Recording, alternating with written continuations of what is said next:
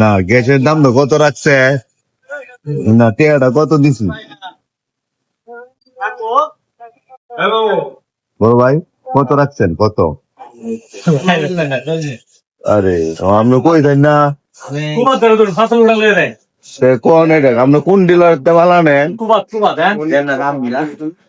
কোন কোন ডিলার আমরা কত কত দিছি এমনি জানি গ্যাসের দাম না কত দিছি কি কো আমরা 1700 দিছি না আপনারে হ্যাঁ এই সরকারের কো আমরা 1300 টাকা 1306 টাকা রাখছেন তো 1700 রাখলেন যে